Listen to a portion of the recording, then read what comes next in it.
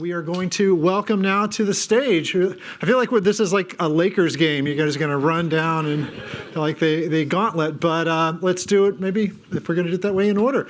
Of course, let's bring up first Frank Miller, the creator of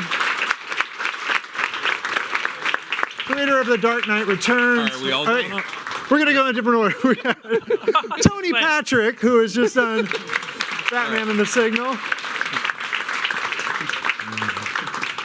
We've got Sean Murphy, who is just dropped Batman White Knight. Frank Miller, the creator of Dark Knight Returns. Tom King, the current writer of Batman. And James Tynion IV, the current writer of Detective Comics. Gentlemen, welcome. Thank you for coming out. We are super, super excited. So I'm going to jump out and just throw some questions out that are for all of you.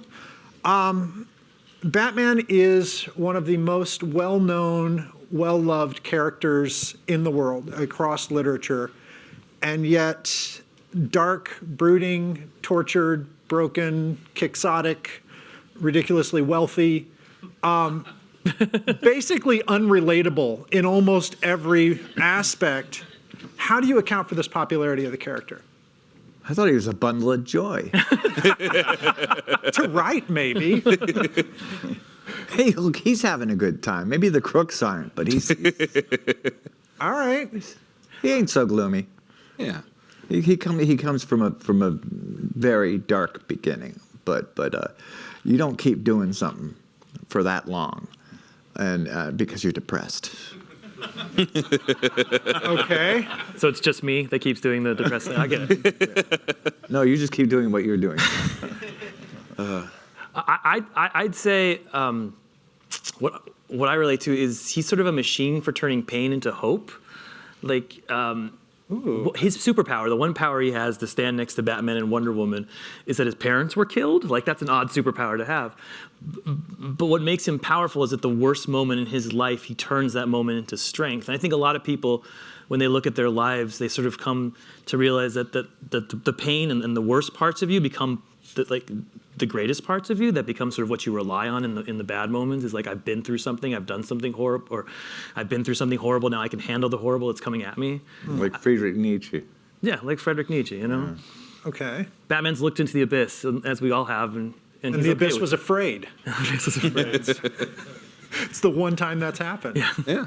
And so that's all right. That's a take I had not seen on that. Do you, in terms of Nailed it. In terms of a happy and hopeful Batman, some of that seems to revolve around the family, and each of you has taken a different approach to giving Batman a family of sorts. How have you come at that, and what does a successful Bat family look like? Lots of like pointy ears. And lots of robins, bags of robins. Okay. Short shorts. Yeah. And I like one Carmine Infantino cover that I've always wanted to see that never existed was to have Batman on the Bat phone in the Bat Cave, sitting next to the Batmobile, talking onto the Bat phone saying, "Oh, Commissioner, this is a tough job. This may cost me 6-7 robins."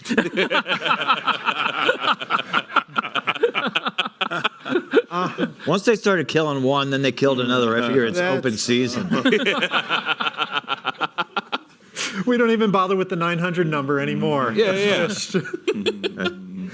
Oh God. I mean, I think one of the things about that, like, because family is built into the entire concept of Batman. Bruce lost family, and that is the founding trauma that led him on this path. So that story ultimately goes to building family. That's really the only way out of where he started, and it's it's everything that you lose when you experience that kind of trauma. He can't find through himself necessarily anymore, but he can find it through these other people, these other sources of light around him. And that's that's been sort of one of the driving principles. My Detective Comics run is sort of a Batman team book with a lot of the, now there are a million people who have been sidekicks to Batman at different points, and I just brought a bunch of my favorites and stuck them in one book. But this one, it allows, each one sort of taps into a different core aspect of Bruce that allows him to kind of approach the light again. And that's why you get the incredible bright colored costumes and all of that compared to the blacks and grays. But yeah. Interesting. All right. Well, on that note, so we have now the Robins or the new proteges keep increasing. We have the Signal. There's a lot of people with guns out there. Yeah. Well, that also You explains need the a bright good colors. stock of robins. Yeah. Brightly colored robins and plenty of them. Yeah, I mean, the Batmobile is permanently parked outside the orphanage. I mean, it's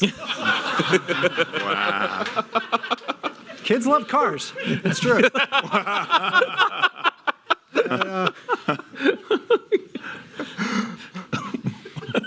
Getting back to the newest protege, so we have the Signal, who is joining this pedigree of sort of bat-like heroes. cannon fodder. Cannon fodder. We hope not. It's number 3, right? Let's give him a little time first. What makes the Signal different? I mean, and this is a conversation Scott and I had originally, which was, what's going to be the distinction between Duke Thomas, let's say, and a Dick Grayson or Kate, who's Batwoman. And I think there's an opportunity with Duke, since he is, we can say, a potential metahuman. We'll just say potential at the moment. But since he has these burgeoning powers, it's kind of the first time Batman has the chance to kind of get in early on the ground floor on a new hero. So I think Duke, and I think to kind of go back here, I think because of the loss of so many Robins, I think Batman has an opportunity to do it differently this time, and maybe he discovers he needs the Robins that he already has, hopefully intact, but Duke Thomas is. But what the heck if they aren't? Yeah. I mean, you can only have 5 or 10 disposable Robins at a time. Yeah. I'm not sure, but I think Duke Thomas is an opportunity, and the Signal in particular is for Batman to operate in a different kind of mentorship role. If it's almost like if Batman had met Superman. I'm sorry, now I feel like I'm in middle school. Like if Batman and Superman, this is what we're we do going all there. day. This is what we do all day. Room. I know, but it's almost like the ground floor element of maybe even preventing, another future rogues gallery from emerging, right? Another set of metahumans who will destroy Gotham if he can mentor Duke in a way under his particular philosophy. Perhaps we'll see a different Gotham. Here's hoping. The Robins that don't die keep turning out to be very evil. So, Absolutely. Go Jason Todd. so Duke Barry would go, is just fine. In terms of you mentioned the darkness that Batman's ultimately happy. It sort of brings into question, though, this opposite. 75 years of Batman is also 75 years of the Joker. And Sean, your book just dropped yesterday. Yep. White Knight. So we see a not only rehabilitated Joker, but a sane and heroic, aspiring heroic Joker. Yeah. And potentially a more insane or perceived insane Batman. Yeah, like if you took away the insanity, then he can be a true genius, a true Machiavellian enemy, and he'd be even worse because his craziness or his imbalance has handicapped him. If you took that away, now he's just like a smooth Don Draper. who he gets his record expunged. He shows that the cops just fudged all the paperwork. In my version of Gotham, Joker, it's never proven that he ever did anything super bad. It's a big ask. That cotton candy was really nasty. But yeah, I've always that's kind of where I went with mine. Is like, how do you do anything new with the Joker anymore? I know a few writers have tackled a cured Joker before, but I really wanted to see it done to really follow that all the way down the road. So you're saying that within, if Frank is, if I'm hearing is, within Batman's brooding vigilante violence is an actual a happiness and a hopefulness, and you're saying that within the really psychotic, there's a sane man. insane is this not just a sane man, but a very in control and respectable. Right. Yeah. I mean, even somebody, even though we'd all love to toss the Joker out of Gotham, as soon as he's cured, he starts creating these amazing arguments about why Batman's causing the problem. And, we know a lot about sociology now, why crime exists. And we know that punching back doesn't make sense. Like in the 40s, that comic mostly made sense. But we know now that doesn't work. So what would Gotham be if it was a real city? So I guess we should retire the police department altogether. This is a great question. No, Yeah. That's issue 3. Yeah. As we've come to know more sociologically, psychologically, what challenge does that create for you as writers? You've been handed this. Excuse me, you're mistaking whatever the current trend in thought is for knowing more. Sometimes people are wrong for millennia. During the Spanish Inquisition, they thought they were doing the right thing. So this is that your take is that Batman we stay the course. He stays. He will keep throwing fists. Oh, I know. I was just talking in response to what he said. But no, in terms of what Batman is he's just a wonderful, very versatile myth. He can be anything from Death Wish to Robin Hood. Yeah. Well, But what you're saying is the interesting part is that he's a. I mean, people ask, could Batman do better for the world and be less guilt if he just was a billionaire and turned it all into charity and help? I mean, he probably could save more people as a scientist discovering cures than he could ever save punching. Well, two things about that. One is he wouldn't do that because he's I thought he was a myth. We can do what we want with him. Second is that would make for one rotten comic. Oh, see, that's the one there. It's the second one that really clicks. Yeah. I think Batman fixes the educational system. I don't think I'd want to draw that. They tried that during the late 70s. Oh yeah. Daddy didn't work. DeVoe. They called it social relevance. Yeah. Interesting. So, well, of all the things he could be, there are certain things that he has to be. He has to be the world's greatest detective. Yeah. That's how hard is it to write I a think more character? than that, he's got to be the smartest guy in the room under any circumstances. But that means that you all have to be the smartest And we are. people in the room. Especially in this room. Yeah. Yeah, that's Wow. Google Slam. Google Slam. Roll down the gauntlet. But really, is there a challenge in like it's got to be foolproof. It's got to be the world's greatest detective level story all the time. No, because you are the smartest person, but you're also the stupidest person in the room. You're everybody in the room. Right. You're unity. You're the collective consciousness of this entire comic. Also, he's a rich and broad enough character so he can perform different functions.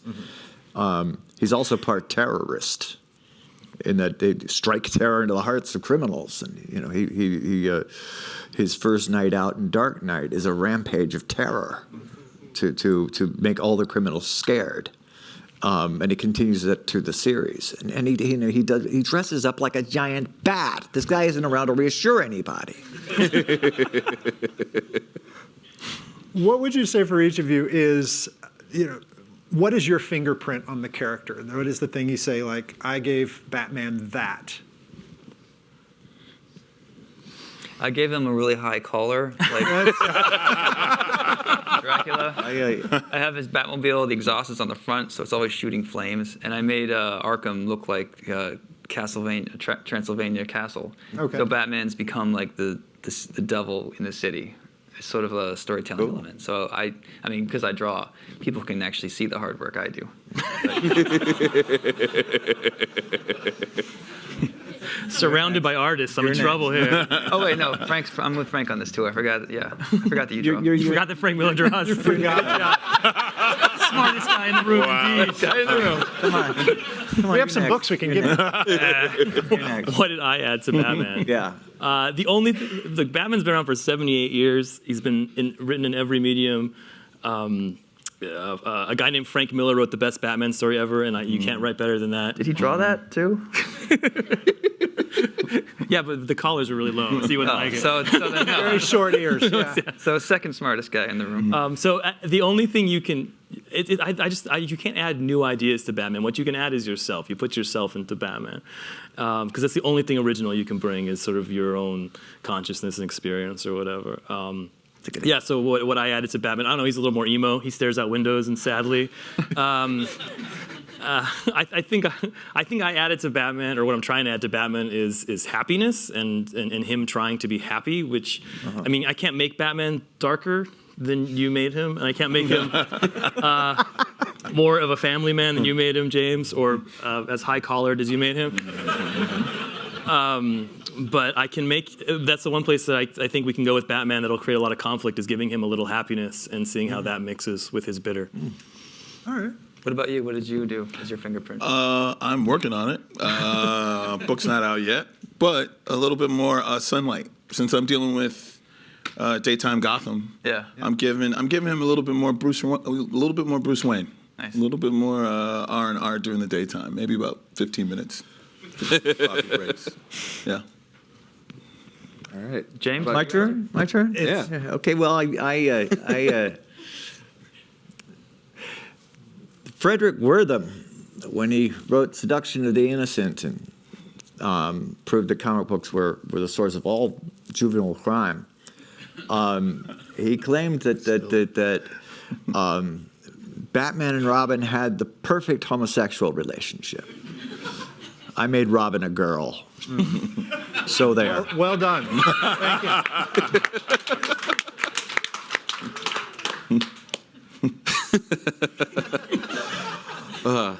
Well, I mean, honestly, I don't feel like I have put my fingerprint on Batman himself. I've been focused much more on his relationship with each existing characters, ones that have been playing into the mythos for throughout its history, and I've tried to sort of hit iconic moments between him and each of the characters that sum up their dynamics in each of those ways. And I've been trying to create a Bruce that, rather than a Bruce that says yes to, because so many times there are these when they would introduce a new character coming up, a new young vigilante in Gotham, there are so many stories of Batman just saying no.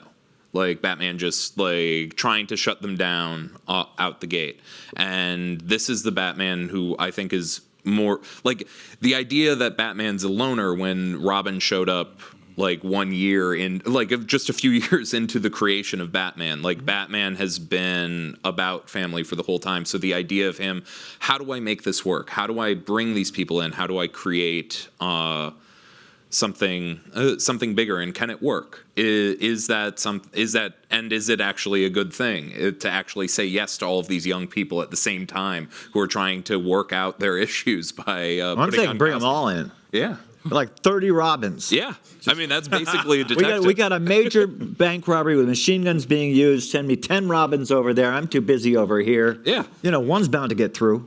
Yeah. You're basically taking the approach of the 300 and just applying it here. To Robins, yeah. I like it. Fodder. 300 naked Robins.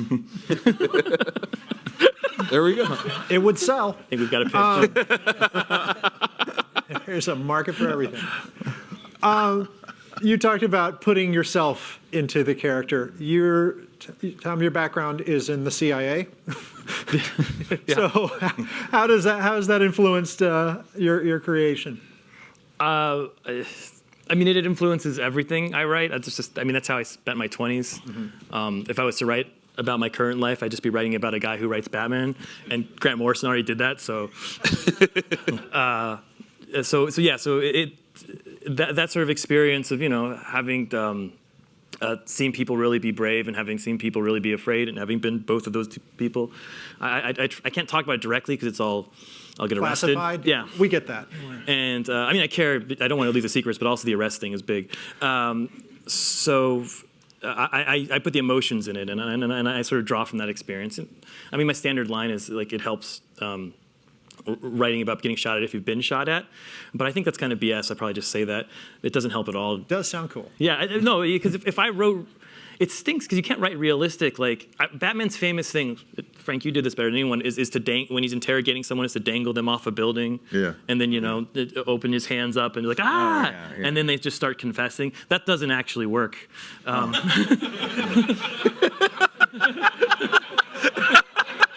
It did the time I tried. You heard it here. So you don't steal the realism too much. No, hold on. Are we going on the roof right now? Is this a science test? No, not at all. No, it's just he just said the dreaded word, realism. We're talking about a guy who dresses up like a bat and drives in a car that's 30 feet long, puts a child in danger every time he goes out into action, and we're talking about realism? That's what I'm saying, Frank. Is you gotta lean. You have to lean away from the realism, but you can't lean so far away that it breaks, right? Right. Absolutely. Right.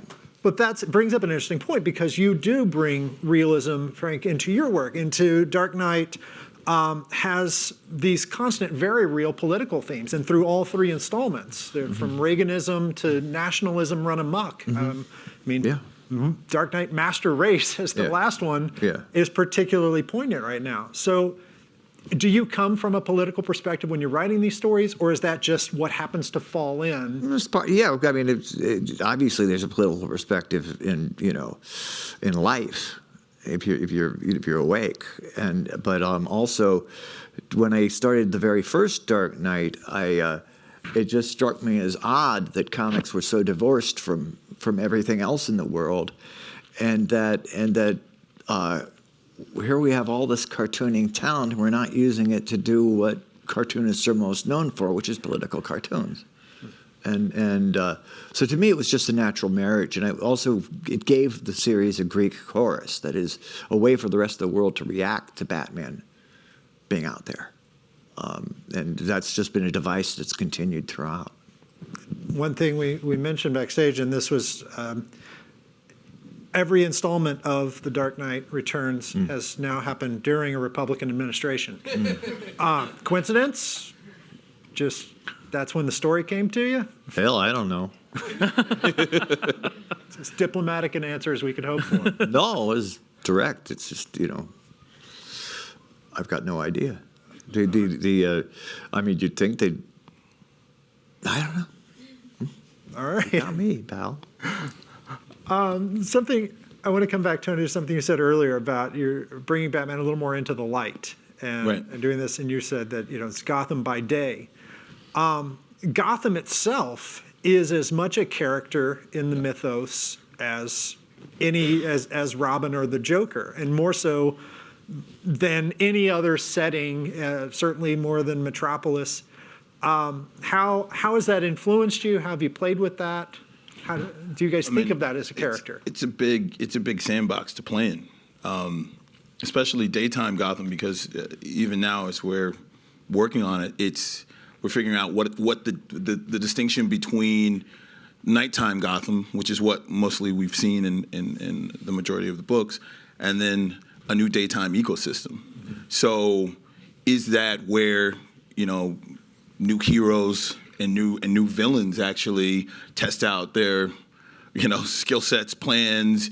Is this where I imagine that daytime Gotham is a little bit more corrupt than nighttime Gotham. And if we start looking at one of the things that we're investigating is kind of the systems that run during daytime. Also, if we get into, not to say that we are getting into politics in Gotham, but I mean, this is when a lot of these corrupt politicians in Gotham are working during the daytime. So I mean, there's a lot of different opportunities I feel that Gotham by Day gives us. Does he have like a special costume that he wears so he'll have his usual camouflage? Well, Signal does. So Signal has the Signal is, so he's to give you guys, if you don't know who Duke Thomas is, over the last about 5 years, he's gone from just a teenage kid who helped Batman out in the Jam to being part of an autonomous group of Robins. They lived, most of them, Frank. How many Robins? Yeah. Yeah, that's right. Sorry. No, Would you like to talk about Duke? No, because so it was a few years ago, and I mean, this is what got me invested in Duke Thomas, is I was at New York Comic Con. Yeah. And I walked by a table and I saw Black Robin on a Yeah. T-shirt, and I was like, hey, it's African American Robin, man. It's Narrows Robin off. Anyway, so, but I saw the T-shirt and I was like, I gotta get this. Yeah. And so then, and I knew nothing about Duke Thomas at that point. So then I went back and read We Are Robin and, filled in the gaps. And so here I am, man. Yeah. I'll be sitting here. I'm actually using him in my book. DC, Which one? Duke Thomas. Who? I'm using him, in my book, I use Duke Thomas. So I have him as like what's that Marvel character? The guy. Oh, yeah, Miles Morales? sure. Sorry? Who? Oh, there's a Netflix show. What's his name? Luke Cage. Luke Cage? Luke Cage, thank you. Daredevil? No, Luke Cage, yeah, sorry, I'm blanking out here. Smartest guy in the room. We don't know Marvel characters. I have him as kind of a Luke Cage guy who's defending his neighborhood. It's like he's in Bed-Stuy or like a rough neighborhood where Batman or the police don't go, so he's just sort of taking matters into his own hands. So that's sort of what I'm working with. I don't know how that fits. I mean, well, so... Mine's Elseworlds. It's not even canon. Oh, it's not even... Okay, it's Elseworlds. No. Someone said Elseworld? Hey! Do they still do that? No, they should. They don't stamp it like that. Oh, man, Elseworlds. Yeah, they made up Elseworlds in reaction to Dark Knight because they wanted to say, this didn't happen. But then they work so much of it into canon. Yeah. Yeah. Yeah. Yeah. So that's kind of, and I'm following in your footsteps here. I was like, let me just take Gotham, mess with it. I'm going to just tear it up. And whatever you guys like at the end, you can just use that, just like the way you did with Dark Knight. Yeah. And they thought, like, okay. They were convinced, like, well, it worked with Frank. Maybe this kid can do something like that too. I don't know. Not that I would ever expect to fill your shoes, but I had you as an example to throw in their face. The idea is... Let Frank do it. No, the idea is each guy at bat kicks the bounds as far out as possible. Right. So the next guy can do it. I'm kicking it really Never hard. mind filling anybody's shoes. Well, in terms of diversity, you've created a Bat team that is like not just largely, it's a majority of women.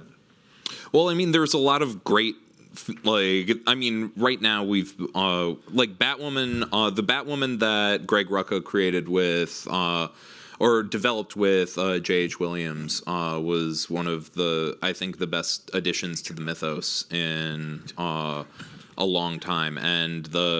But that character had kind of existed standalone. She had not really interacted with the Bat family itself, and had been little mentions before that that there is a familial relationship. So it was like bringing in Batwoman as a kind of mirror to Bruce, as his cousin, as someone who comes with a more military background, and how the two of them play off of each other. It became sort of core to the team. But honestly, in building the team, a lot of it was just me like asking to use my favorite characters and them saying yes. This begs the question: how much freedom do you have on this iconic character? How do you decide? Like, all right, he's going to be married now, which. That is now literally the you cat's start out doing of the it and you see when they say no. The best bet is to come in when the sales are really low. that's when you That's get. how we pitch products here. Yeah.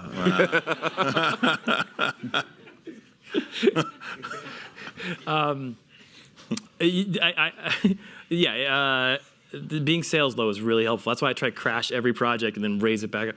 I mean, I got Daredevil when they were just getting set to cancel it, so I got to do anything I wanted to. Oh, the best thing happening in comics is you get something nobody cares about. Oh yeah. You get to knock it all around the block. Yeah, that's the best. But I mean, the company and the editors want a story that will capture the public. They don't want you to be a cover band.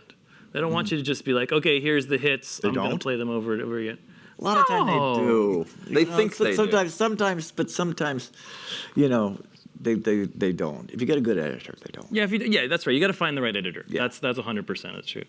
But I mean, it's one of those things where I think maybe in the safe option is what they want because that's the easiest way not to get fired. But in their heart, in their dreams, they want to do something radical. They want to be the editor of Dark Knight Returns. They want to be the publisher who publishes that next thing. And if you can trick them into thinking you're doing that, then you're cool. So that's the whole thing. If to push a story forward, but you have to. I mean, the whole point in working with a Batman character is there is a core to that character. There is a core, and you can't. I mean, you're responsible to the fans. You're responsible to the people who came before you, not to destroy that core. And if you do, then your story loses its stakes. If I'm writing a Batman that doesn't mold to that point of Batman, then I'm just writing sort of bad fan fiction. And having written some bad fan fiction in my life, I'm not ready to go back to it yet. So as long as you stick to that core, you can move that character forward. Yeah, and it's amazing how well conceived the best characters are. That there's not much you can really wreck about Batman. That it's unless you just completely trashed it, and betrayed it. But he's like Superman. He's such a good idea. Or Wonder Woman. They're all such good ideas. He's so much better than Superman. What are you talking about? Superman is a boring character. Hey, Superman's what I want to do next. Oh, well, never mind. No, but don't You're lucky. The sales are low. I don't know if that's true, actually. Too soon. Not true. Okay. Superman's not a boring character. Just go read some of the stuff that Siegel and Schuster did. Yeah, but I mean, Never mind Bizarros. But you don't like the Mort Weisinger going crazy. But to me, Batman is. You're talking about the stuff where he could push planets around. No, that's not real interesting. Once he got more powerful than God, he stopped being a really interesting character. But he started out as a character with he was a great idea that begat all the rest of them. But the problem to me is it's the motivational problem. Like you do a Spider-Man, I let the guy kill my uncle. He's like that's that guilt for the rest of his life, and you can always go. But you did Batman, my parents died. Like there's just a fundamental flaw. But Superman, it's just that's not there. It's not. There's no that simple explanation of why he does what he does. No, he's a mentally healthy hero. Yeah, how horrible. I can't wait. At least for a little while longer. Superman, mentally healthy. Frank Miller. All right, so geeking out a little bit, Frank, your Daredevil versus your Batman. Yeah. Who would win? Batman. Yeah? Yeah. No radar, no light, just... He beat up Superman. All right. Tom, your Batman versus your Mr. Miracle. Well, Mr. Miracle's not a superhero. All he does is escape from things. It's fairly useless in a fight unless you want to escape from the fight. Would he escape from the fight? Batman would have trouble holding him, but I think beyond that, in the who would win, Batman is always the win. Yeah. Well, who does he lose? The only person he loses against is his writers, right? That's why we have the power. Or his heart. Yeah. Yeah. No, it's like the only person Batman loses against is Batman. Like that's really the only way to do it, because he represents like this core idea of overcoming things, like overcoming the worst thing. So no matter what the worst thing is you throw at him to make it a Batman story, he overcomes it. Yeah, my first draft of the first Dark Knight ended up with him dying in a hail of police gunfire. But that did not become a usable ending because no, it just didn't. It didn't work thematically or emotionally or anything else. It wouldn't have been a good ending. So what challenges does that create for you? When you know going in, this is the character that is undefeatable, that only Batman can beat Batman. How do you keep that fresh? Oh, I think Batman could die, sure. It's just but no, keeping it fresh. Well, that's why they have to keep replacing us, I guess. No, but there's too much good stuff to do with him. I mean, I think that for me, it was always trying to find his greatest weakness. And for me, his greatest weakness is that extended family we're talking about. So I think each writer probably has the challenge of figuring out, what is your interpretation of his biggest flaw? Well, and these characters that have been around for so long are subject to each writer's interpretation, each cartoonist's interpretation too, because they look different, they feel different, and they read different, and that keeps them going more than anything. It's just I can't imagine people just sticking to one hero for 40 years, and without. All right, before we Brain get aneurysm. to audience questions, one more. Well, Sean and Frank, you draw the works that you're writing. Does the story influence your art? Do you find that it changes? And for the rest of you, does the artist you're working with change how you tell a story? In my case, I'd say yes, yes, yes, and yes. I adapt my art style to the story I want to do, with switching from Sin City to 300, for instance, was a switch to a much more linear style because it's going to be a color book, but also because color was such an important factor in the story. The red capes were a big part of the story, and the Persian enemies, the Persians were, notoriously wealthy and flamboyant in their costumes and such. So you have to adapt to each project you're working on, or it becomes boring for you and therefore the audience. I think the secret weapon for me is if I'm writing and drawing my own stuff. Like, these guys are A-level writers. A lot of the things that they talk about, I haven't even thought about that yet. I'm kind of, I can. No idea. I can. He's faking. I'm faking. I can kind of crank together a plot, but I can only do one a year. I have to draw it, and if there's any holes, I can try to draw my way out of them. So because a lot of times when I work with a different writer, there's always miscommunications, and it does add up. Hopefully most readers don't notice it, but when you're drawing your own, exactly what the dialogue is, exactly why that facial expression works. And that clean connection is something, as much as I love working with Scott, it's never going to be 100%. So my failures as a writer, I think I can make up for them by my connection to myself being the artist. Like, there's stuff I've done in pages where, Batman's The Lights Are Out is an EMP that hits Gotham, so I'm doing all these crazy things with the art. Scott doesn't know how to write that panel because you need to visualize it first and work backwards. Like, Frank can do that because he knows that his artist, who is himself, knows how to do that. But most writers just generally don't think like moment-to-moment storytelling or using an illustration that turns into sequential panels. Like, it's tough. Like, you need to talk to your artist to make sure it'll work. But when you're the same guy all in one, you can do that stuff more effortlessly. So there. All right. We have questions when we have mics set up. All right. Hi, thanks so much for coming today. It's great Thanks for having you us. This is a question, and I've had it about a lot of art forms, but I think it's particularly pertinent to yours and to Batman. When you sit down to write something new, something that has such a long canon, do you ever have an idea and say to yourself, well, I want to check and see if anyone else has done that before? Or are you not deterred by the concept of someone else having tried something and you just want to make it your own and give it your shot at? Have you ever walked away from ideas because they weren't necessarily brand new? Yeah, dude, I use this program on this is called Google, and The Google Slam? no, it's the true. Google Slam? No, but it's 100% true. I'll have an idea and I'll be like, this has been done. Your check is ready. I will literally use Google just to suck up a little bit. I use Google every day to check ideas and to look at the past history. Your second check is ready. This is Google. We can do 5 checks. That's what I'm saying. Is there anything else nice you'd like to say about Google? Or would you like to just simply mention its name about 5? Please So tell me anyways, that I you Google scanned the Google crap out. I have 2 nerds that are my friends. And they run a podcast called Comic Geek Speak. That was a plug. Plug for my buddies.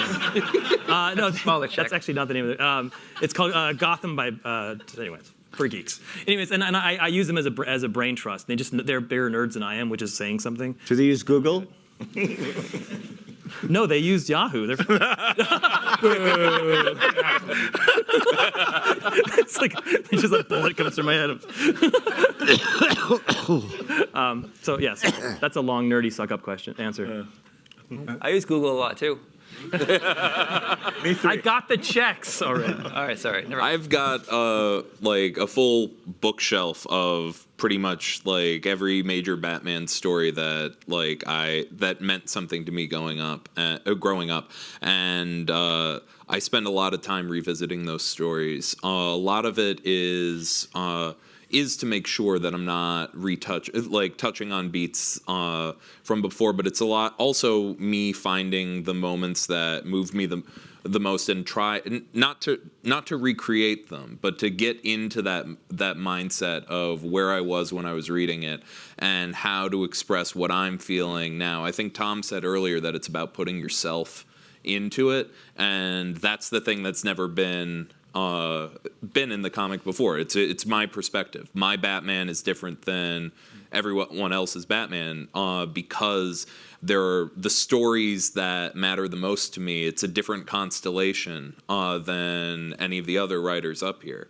So that Batman, how that Batman reacts in this scenario, yeah, there might be a story from 20 years ago that might touch on some of the same themes, and obviously I want to be aware of that, and I don't want to I don't want to make it boring for the reader.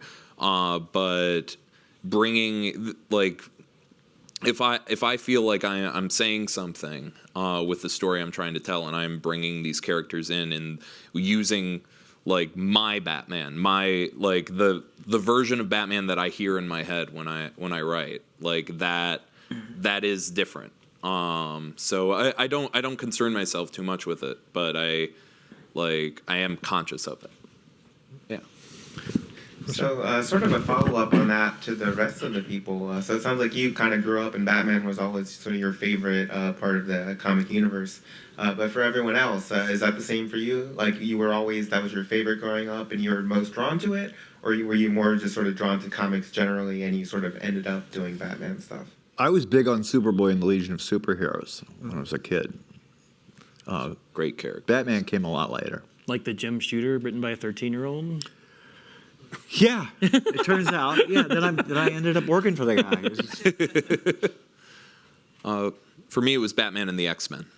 Those were the stories that I just gravitated to over and over and over again, which is why I'm writing the X-Men starring the Bat Family right now. So yeah, I stole the Danger Room because Marvel's not using it. So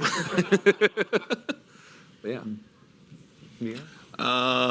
I started with X-Men first, and then I was lucky enough to read, and this is not, Frank's not going to send me a check. So then I read Dark Knight Returns, and that kind of was a game changer for me. And then Watchmen also. And then since then, I've just wanted to write comics. Milestone, a lot of the Milestone stuff as well. And so here I am. I came from watching a lot of Batman the animated series. Oh yeah, yeah. And I feel the stuff I don't know about comics is scary. I don't know how I got this far. And I usually check with Scott or you or anybody who will listen. And I think I have this great idea, and Scott will say, "Yeah, that's a great idea. I did it last year," or "I'm about to do that," or "I did it years and years ago." So I just stopped talking. About to do that? That's a horrible answer. Yeah. What a coincidence! That exact idea is mine. I'm about to do that. Yeah. Great idea. I just thought of it. I don't need Scott. Yeah. But then my friends, they were like, no, you can't get into comics without reading the Milestone stuff. So that's when they gave me Dark Knight and Watchmen and, some Kyle Baker stuff. A lot of indie stuff too, Sin City 1 and 2, all of them, obviously. I'll take that check later. Yeah. Black and white comics don't give checks. Damn it. Do you know when you're writing well, as opposed to when you're? Are there things you're like, man, this is really rolling for me, and this has problems? There's times when I'm sure it's really good, and it may be terrible or it may be really good. There are times when I think this isn't really good, when it's certainly not good. For me, when Scott Snyder about you? steals my ideas, It's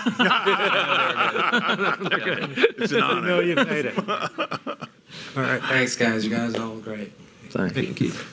We have one more quick question we can do. All right. Awesome. Hey guys, former DC intern here, so thank you. It's Dude, me great too. to finally Thank you, talk man. to someone We gotta get 2 here. Thank you. Awesome.